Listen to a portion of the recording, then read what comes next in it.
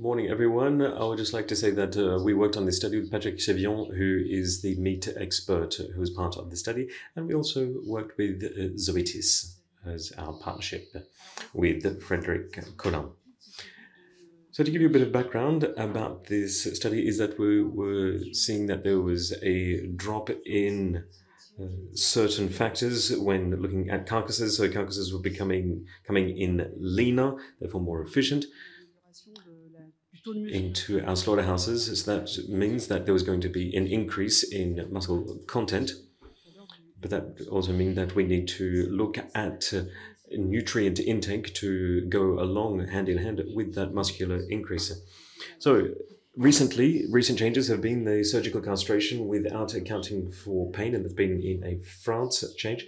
So we want to make sure that carcasses were sufficiently covered, especially when it comes to the dried ham market, simply because if they were too lean, then they couldn't go into that industry.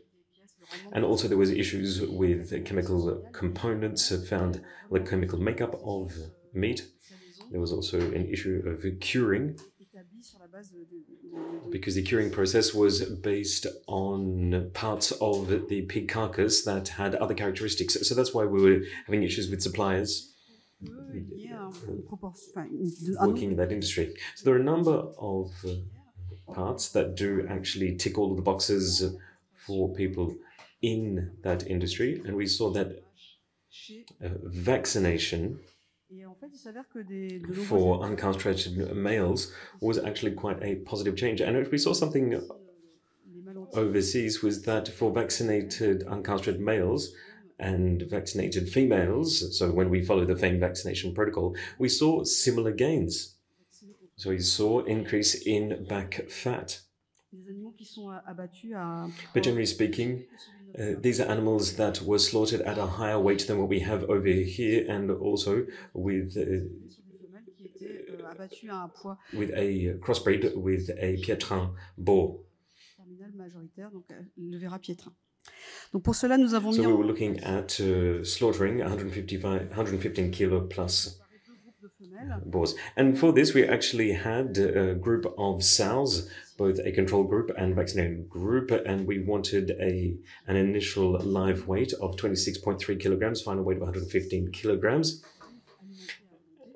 And the females were fed freely so that they had the ultimate same of net energy intake and amino acid intake, so that we could say that it wouldn't have a limiting impact on the growth. And we've already seen that in some of the research.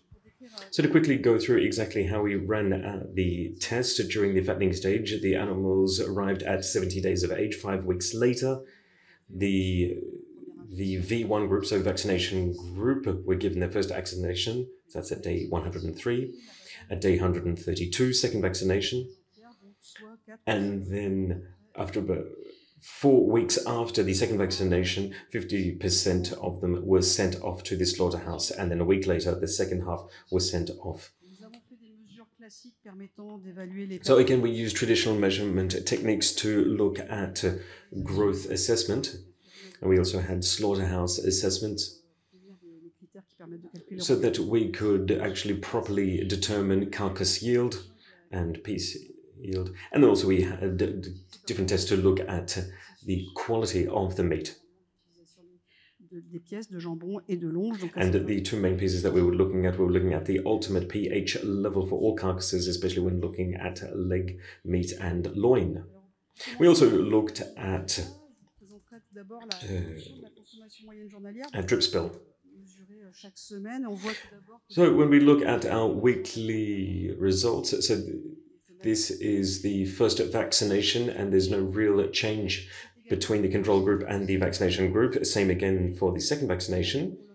But what we can see for the uncastrated males, the gap between the two groups really comes in after the second vaccination, because there is a high level of eating with the vaccinated group compared to the control group. Le fait d'avoir vacciné les femelles, ça se traduit par une surconsommation environ en moyenne de plus de 110 grammes. And here there is roughly 110 grams of extra feed taken in per day for the vaccinated group, And we saw that the transformation rate was quite high at 0.08, with a final kill weight of plus 2.6 kilograms. Again, that was for the fattening group. If we look at what happens after the second vaccination, you have a conversion rate of 0.15, and that's because you have general weight gain, average weight gain of 0.39 per day and 89 overall average.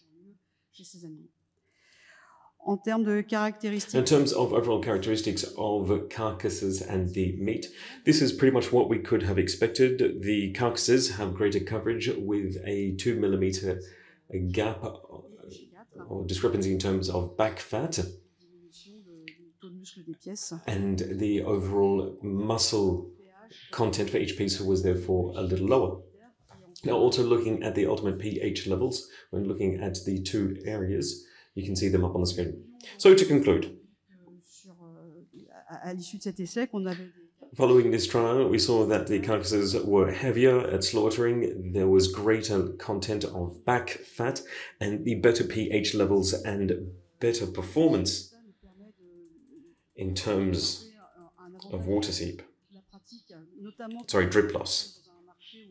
What we can see is that this is good information, considering that the current market is always trying to get a few extra kilos of meat off a carcass. Obviously, it also ticks the boxes in terms of the certification that you're going to be able to get for the carcasses, especially because this meat is going to be better to send to the curing market, and also it's better criteria when looking at meat quality for curing, cooking and slicing. That said, additional production costs because you have to provide extra food, time and vaccines.